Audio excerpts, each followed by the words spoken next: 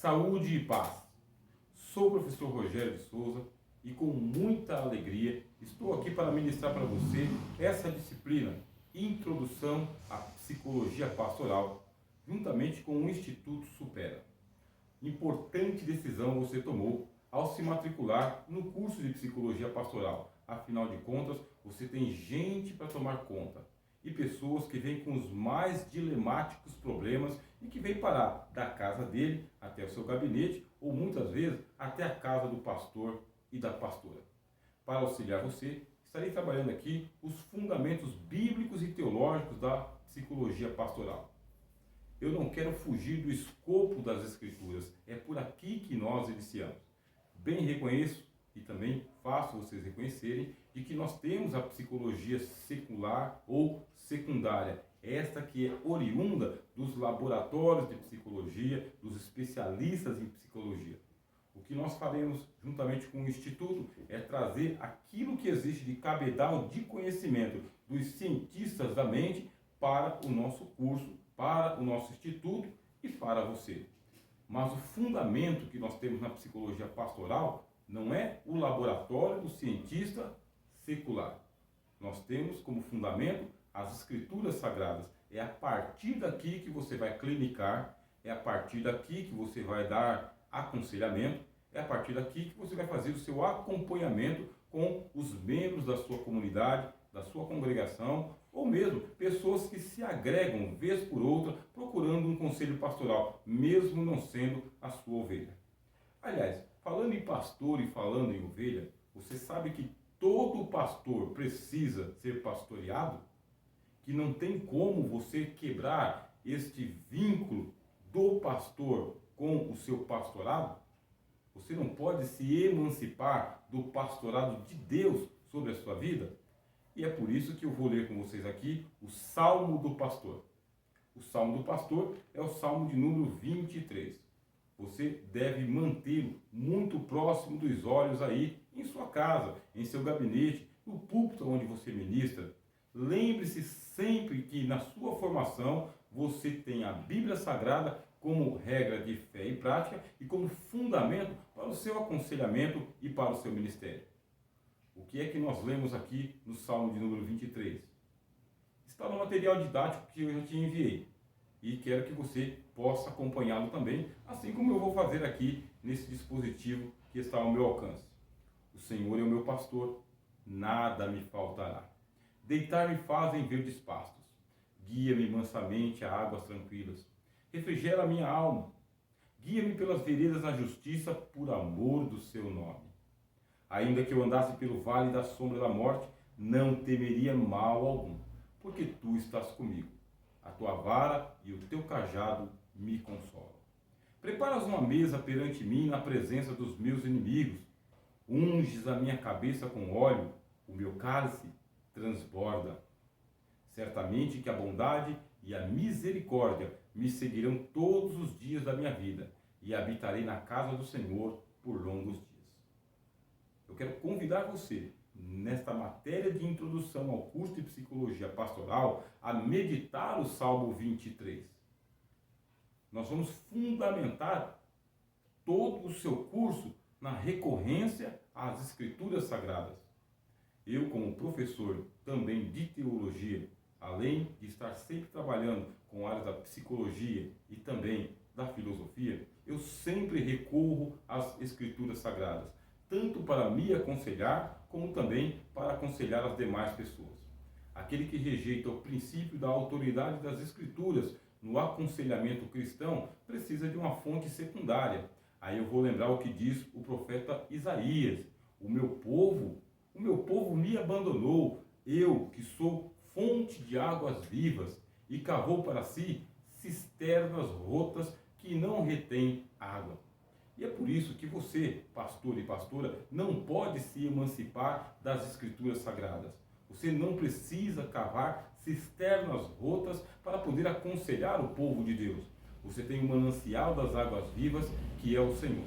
E é por isso que nós vamos dizer para você aqui, juntamente com o Instituto Supera e os demais que trabalham a mesma disciplina.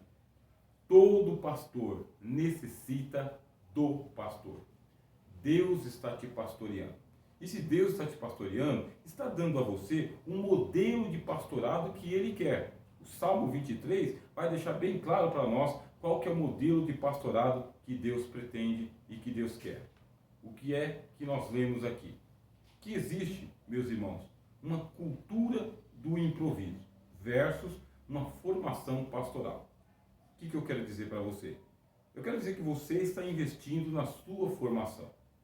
Eu não sei se você está investindo porque o teu ministério está sustentando e contribuindo com você, ele te encaminhou para que você possa se tornar um pastor e uma pastora conselheira, ou se você tomou iniciativa particular, iniciativa própria e está vindo em busca de formação.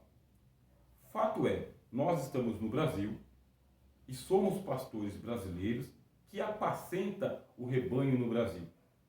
Raramente nós vamos encontrar pessoas estrangeiras dentro do nosso rebanho. A grande maioria das pessoas são brasileiros.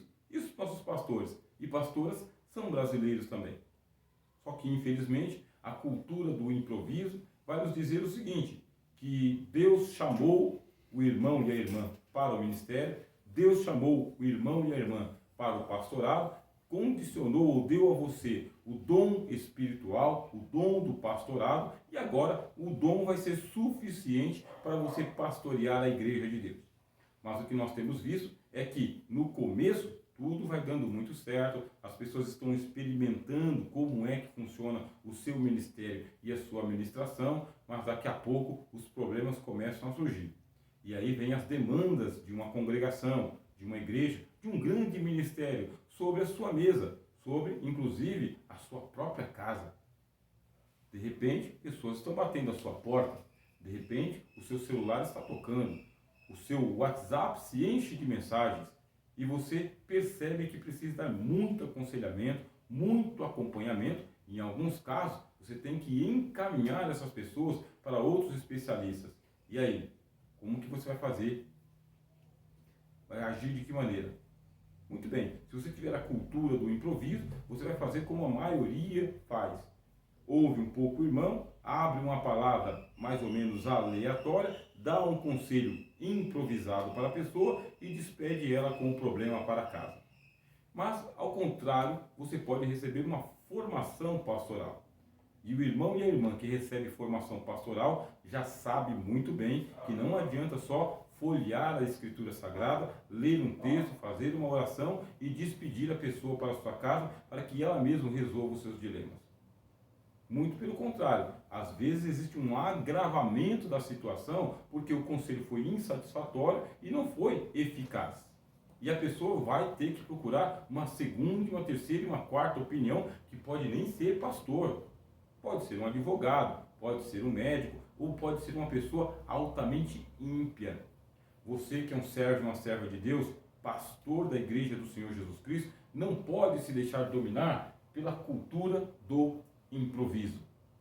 Tá bom, se no começo do seu ministério você não teve ninguém que investiu na sua formação, você não tinha condições, o teu ministério não tinha esta visão, vamos então colocar aqui uma pedra de tolerância. Você não tinha condições antes, mas agora o seu chamado, a sua vocação, o seu ministério está exigindo que você receba formação.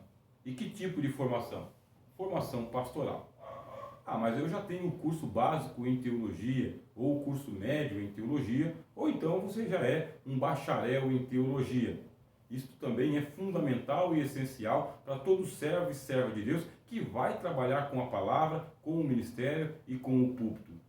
Agora, ao se acercar dos problemas existenciais das pessoas, como um pastor se acerca dos problemas do seu rebanho, você não está só exercendo a função pastoral, você também vai estar ocupando a cadeira de um conselheiro espiritual, isto é, de um psicólogo. Parabéns a você que aderiu ao curso de psicologia pastoral, que vai levar a sua formação a sério até o fim e que vai abandonar a cultura do improviso. Bom, quando você vem atrás de formação, o que é que você precisa ter em primeiro lugar? Consciência de que você vai receber um preparo intelectual. É impossível você iniciar e terminar esse curso tendo o mesmo quantum de conhecimento que você tinha anteriormente. Nós vamos fazer uma diapasão intelectual, fornecendo a você material didático, pedagógico e no âmbito da psicologia para que a sua intelectualidade seja trabalhada. Os problemas eles vão dos mais singelos, mais simples, mais domésticos, mais do dia a dia, até os mais complexos que você possa imaginar. Pode ser uma mera crise existencial, ou pode ser uma neurose ou uma psicopatia. E você precisa saber diferenciar se isso dá para colocar um band-aid ou se isso precisa de uma cirurgia. Você tem que saber diferenciar se uma oração com alguns textos bíblicos e um estudo bíblico ministrado é suficiente ou se a família vai ter que passar por uma terapia pastoral. Por isso, nós vamos trabalhar sim também o seu preparo intelectual. E mais ainda, você precisa da compreensão dos lamentos humanos. O pastor que se especializa, que se esmera em tomar conta de almas, sabe que existem no livro das Lamentações na palavra de Deus. E por que existe o livro das Lamentações? Porque há momentos de lamento, meus irmãos. O estado que nós estamos vivendo agora nos mostra de que muita gente com muitos problemas precisa de um aconselhamento pastoral. E você, irmão e irmã, está sendo contemplado com essa oportunidade de sanar, de curar, de mitigar as dores das pessoas. E por isso nós vamos aqui trazer muitos estudos de casos e muitas situações onde você vai compreender o porquê do lamento humano. Muitas vezes você vai ser só o auditor das pessoas que precisam de um ombro para chorar. Ótimo, excelente. Então você vai cumprir o que diz a palavra de Deus. Você vai se alegrar com os que se alegram. Mas você também vai aprender a chorar com os que choram. E você não vai chorar à distância, como os amigos de Jó fizeram com ele. Você lembra dessa situação? Eles vieram de longe e de longe permaneceram, observando o seu amigo em cacos de telha. E de longe choraram. Ao pastor, isso não é dado como direito. Você vai ouvir o lamento das nações, o lamento do seu rebanho, o lamento da sua congregação, e você vai estar ao alcance de um lenço para poder fornecer a ele, ou a ela, ou até a família inteira.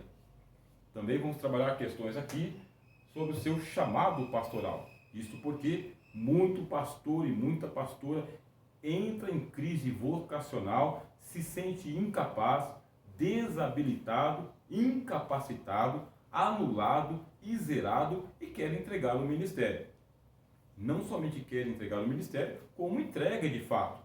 Tem muitos pastores aí que entram em crises de vocação e depois em crise depressiva e não conseguem mais ministrar a palavra de Deus, ou se ministram, é uma palavra que não tem mais aquela graça, aquele vigor, aquela certeza cristã e que não consegue mais colocar fé no coração das pessoas. E nós vamos trabalhar também muito com a sua consciência do seu chamado ao pastorado e vamos aplicar alguns testes vez por outra, e nesses testes você vai verificar que o seu chamado inclui, inclusive, também passar por crises, tais quais os membros passam também. Você não está blindado. Em momento algum as Escrituras vai dizer que o pastor ou a pastora está blindado dos problemas da existência. Muito pelo contrário, como diz o autor aos Hebreus, Deus vai escolher entre os irmãos aquele que também sofre as mesmas tentações para que possa socorrer os que são tentados também. Esta é a máxima do chamado pastoral, inclusive sacerdotal. Outro sim, você precisa manter a sua convicção do seu chamado e investir na sua formação. Uma coisa é o chamado, a outra coisa é a sua formação. Uma coisa é o chamado, a outra coisa é o investimento que você faz. Você não pode investir só um pouquinho. Você não pode investir só até a metade. Você precisa fazer um investimento contínuo e continuado. E mais ainda, você precisa aumentar o seu investimento nas pessoas que convivem com você. Isso para que não haja uma disparidade no seu ministério. Vamos supor que você faz um alto investimento em você e as pessoas que estão à sua volta, esposa, marido, filhos e também as pessoas do ministério, seus presbíteros, seus evangelistas, os outros pastores não queiram formação e não entendam a necessidade da formação. Você vai crescer muito e vai haver um descompasso entre você e o seu ministério, você e a sua família, você e a sua igreja. É importante você compreender que já que você está investindo na tua formação, também vai estimular que outras pessoas realizem cursos semelhantes a esse aqui ou outros. Afinal de contas, nem todos vão ter vocação pastoral e nem todos vão ter vocação para o aconselhamento. Muito bem. Antes de você assumir o chamado pastoral, veja que eu estou pessoalizando o discurso em sua direção. Antes de assumir o chamado pastoral, é importante que o ministro se reconheça como ovelha do rebanho de Deus. Quando você está lendo o livro do Apocalipse, meus irmãos, você vai lendo, vai folheando, você já leu a Bíblia inteira, de Gênesis até o Apocalipse. É importante que o pastor e a pastora tenham domínio das Escrituras. Os institutos estão oferecendo formação teológica, mas é importante você não se apartar do conteúdo das Escrituras. Leia a Bíblia. E você está lendo de Gênesis até o Apocalipse. Quando chega aqui, no último livro das Escrituras, lá no último capítulo, no capítulo 21 e no capítulo 22 do Apocalipse, você encontra o rebanho de Deus sendo pastoreado por um cordeiro. Não é uma metáfora extraordinária? Você não vê um querubim, não vê um serafim, não vê o arcanjo conduzindo o povo de Deus às águas tranquilas. Quem vai à frente do rebanho é um cordeiro. Por isso que eu quero dizer a você o seguinte: você é ovelha também antes de ter sido pastor. E você vai ter consciência de ovelha, experiência de ovelha, história de ovelha, sofrimentos e necessidades de ovelha. E quando você estiver ministrando para as ovelhas da sua congregação, vai ter que colocar em prática aquilo que você aprendeu na sua tratativa como ovelha também, quando você é pastoreado ou era pastoreado.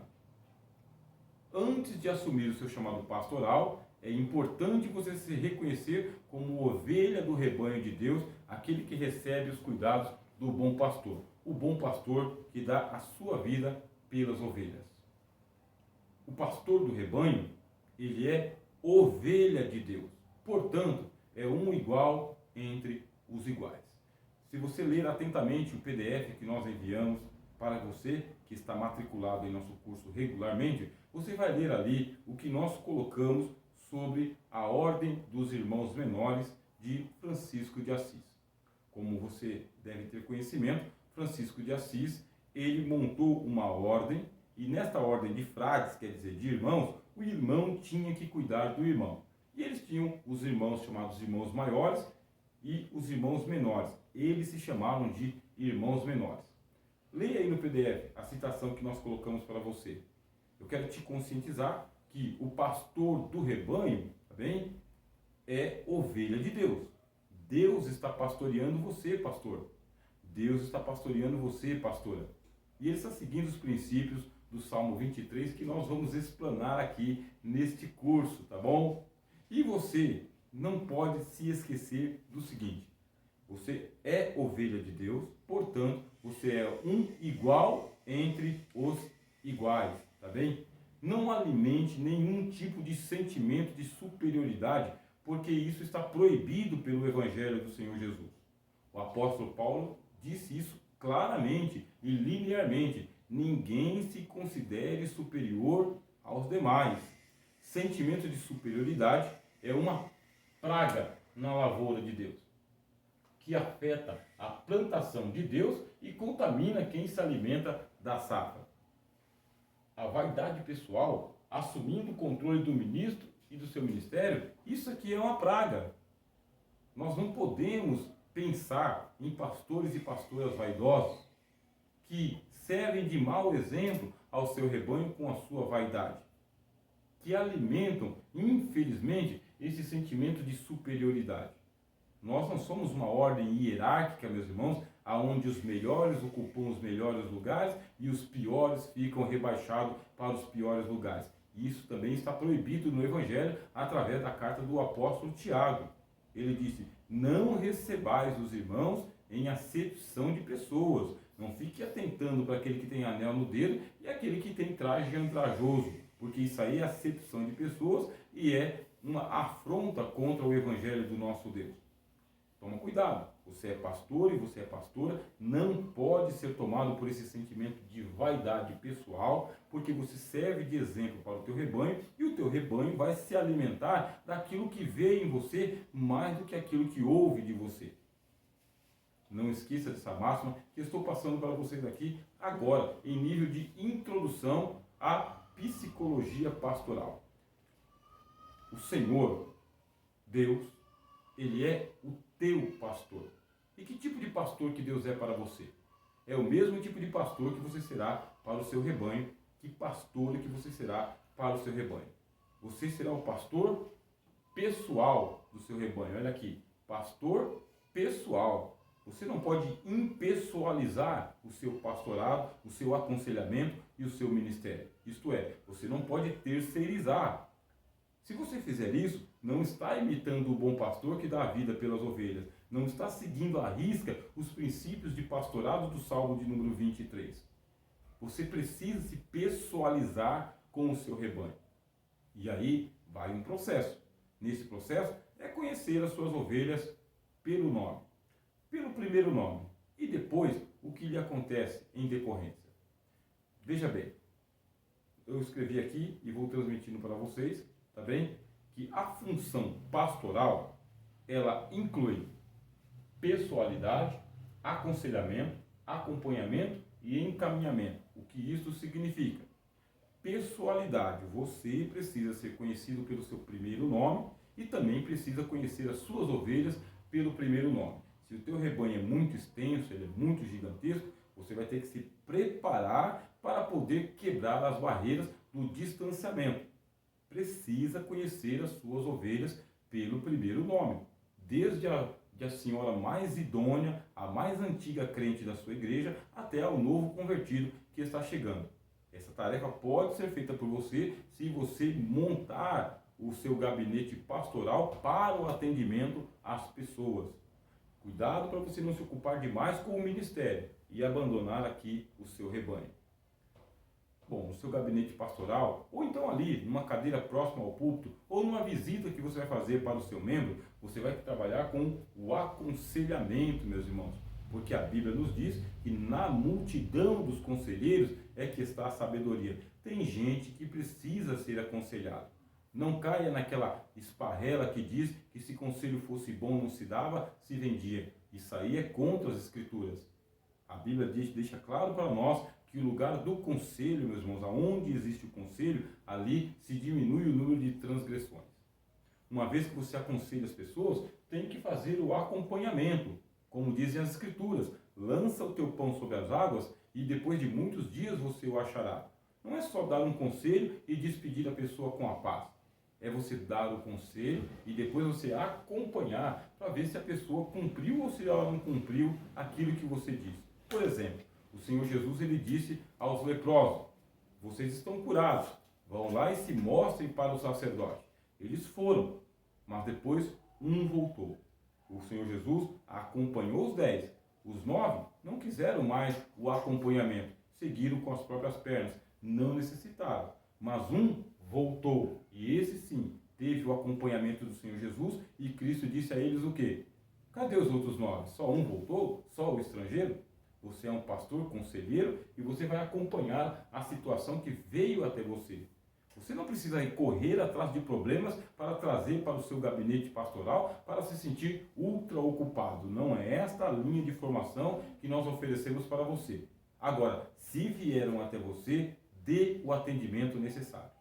Em algumas situações, você não vai ter competência para poder ajudar a pessoa que veio lhe procurar. Às vezes é uma família inteira. Neste caso, você precisa encaminhar essas pessoas para outras áreas da igreja ou outros especialistas. Às vezes, é caso de você encaminhar a pessoa para a área médica. Às vezes, tem que encaminhar a pessoa para a área jurídica.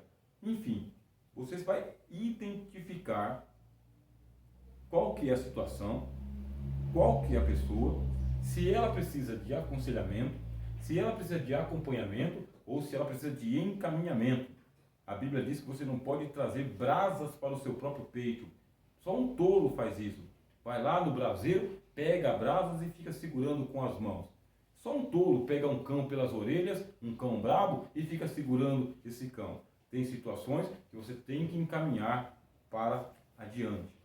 Estamos chegando já aos instantes finais dessa primeira parte da primeira aula. Toda aula nós dividimos assim, 2 partes de 30 minutos. Estamos iniciando a sua formação e estamos iniciando essa disciplina.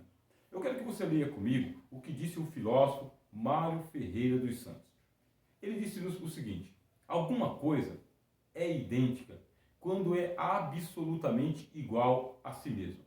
Idêntico em aparência, idêntico em receber a mesma denominação. O que isso significa? Você não vai ter como aconselhar pessoas que não se identificam com você. Você não vai ter como acompanhar casos de pessoas que não se identificam com você. Você não vai ter como encaminhar as pessoas aos especialistas se elas não se identificarem com você. E é por isso que você vai trabalhar a sua pessoalidade. As pessoas querem olhar para você, irmão e irmã, como seu pastor e sua pastora. Carinhosamente, eles vão se identificar com você, vão usar o pronome possessivo, meu pastor, minha pastora, e assim vão confiar em você. E para que eles possam se identificar com você, você vai ter passado também pelo vale de lágrimas. Você também terá passado por muitas situações adversas. E aí o apóstolo Paulo, na segunda carta aos Coríntios, vai nos lembrar justamente o que você tem que fazer. Ele dá graças ao Deus Pai Todo-Poderoso, o Deus de toda a consolação, que deu a ele condições de consolar o rebanho dele. E como que Paulo aconselhava e consolava o rebanho dele?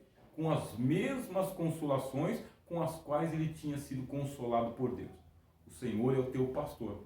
Sendo Deus o teu pastor, ele vai te consolar, vai te ensinar. Ele vai te conduzir à vereda da justiça por amor do seu santo nome. E você vai ter condições de, identificando-se com o seu rebanho, e o teu rebanho se identificando com você, conduzir o seu rebanho também a águas tranquilas. Nós vamos trabalhar o conceito de identidade, tá bem? Identidade como? Identidade, então nós colocamos aqui, na aparência, tá bem? E também em receber a mesma denominação.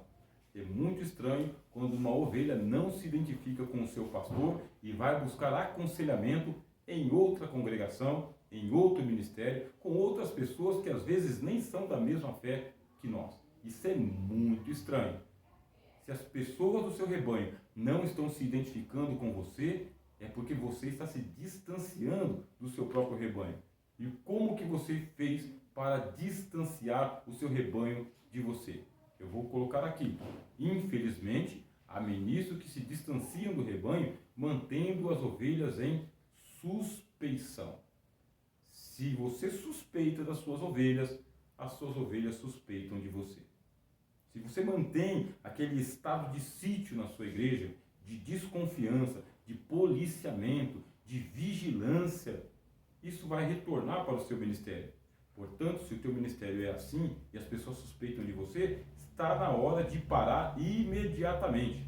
Sabe que Josué, quando ele estava atravessando o Rio Jordão, ele fez com que os sacerdotes que estavam segurando a arca parassem no meio do rio.